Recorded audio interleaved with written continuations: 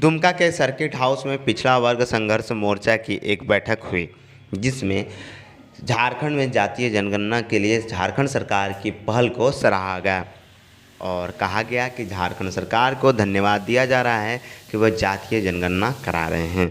इस दौरान वक्ताओं ने क्या कहा, आपको सुनाते हैं। बराबर संघर्ष मोर्चा संथाल परगना के अथक प्रयास से, एक वर्षों से लगातार अथक प्रयास से आज जो सरकार जगी है और यह आश्वासन मिला है, प्रस्ताव लिया गया है कि जातीय जनगणना होगी, हम उसके लिए सरकार, चंपई सरकार को धन्यवाद देते हैं।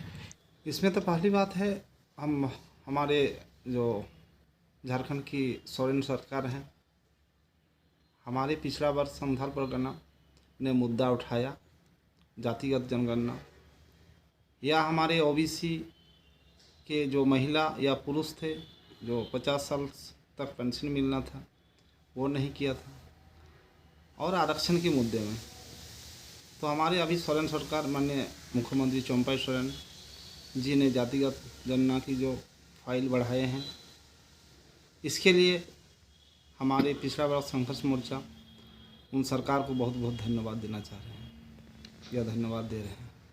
हमारे यही मांग है जो अविलंब ये सुस्त नहीं पड़े, जिस मुद्दे पर सरकार ने बात रखी इनका अविलंब पूरा होने की कष्ट करें, और नहीं तो आगे समय में हमारी जो 7 जिला शून्य हैं या पूरे झारखंड में जिस हिसाब से हमारे ओबीसी भाई लोग हैं या ओबीसी की जनसंख्या है, जातिगत जनगणना नहीं होने के कारण जो ये बर्दाश्त कर रहे हैं, ये बर्दाश्त कतई नहीं करेंगे। पिछड़ी जाति के लोग झारखंड में 55% की आबादी में, और 7 जिलों में हमारे पिछड़ी जातियों का आरक्षण एकदम शून्य है।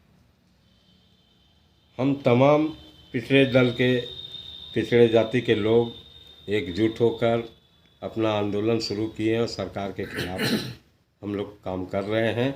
सरकार अच्छा काम की है, उसके लिए भी हम लोग सरकार का स्वागत करते हैं। जो उन्होंने 50 साल के महिलाओं को, पिछड़ी जाति के महिलाओं को आरक्षण वृद्धा पेंशन में शामिल नहीं किया था, उसके बाद अब पिछड़े जाति के आंदोलन से वो सरकार डर के पिछड़े जाति के साथ साथ सामान्य वर्गों के महिलाओं को भी जो वृद्धा पेंशन का लाभ देने का फाइल स्वीकृत किया है, उसके लिए हम लोग स्वागत करते हैं और सरकार को बधाई भी देते हैं, धन्यवाद भी देते हैं।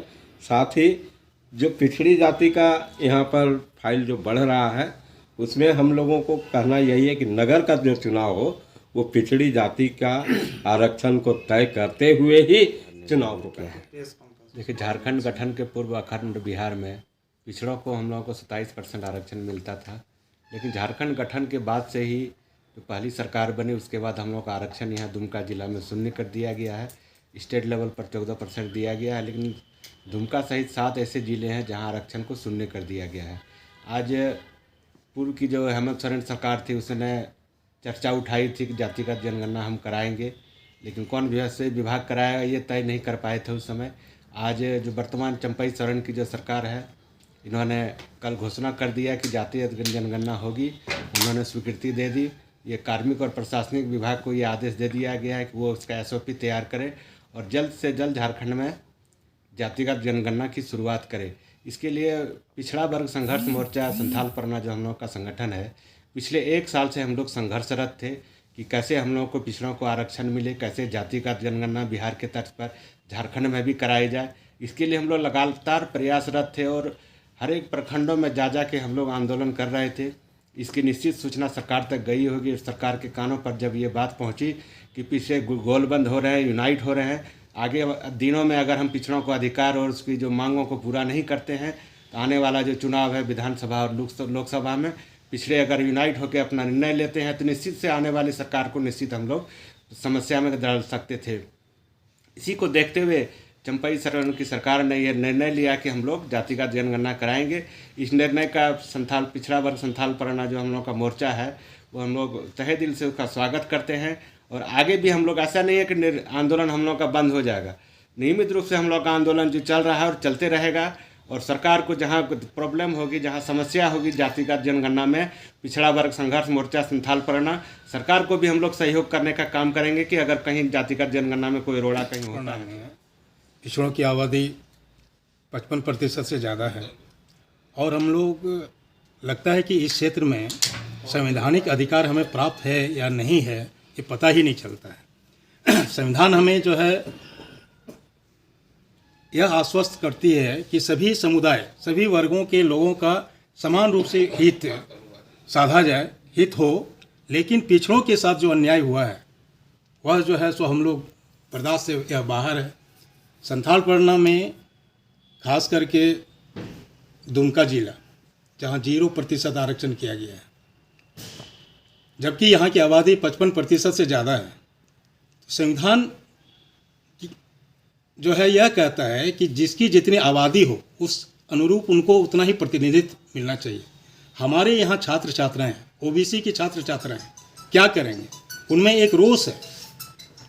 बिहार के समय में 27% आरक्षण यहाँ उपलब्ध था। हम खुद आंदोलनकारी हैं झारखंड के।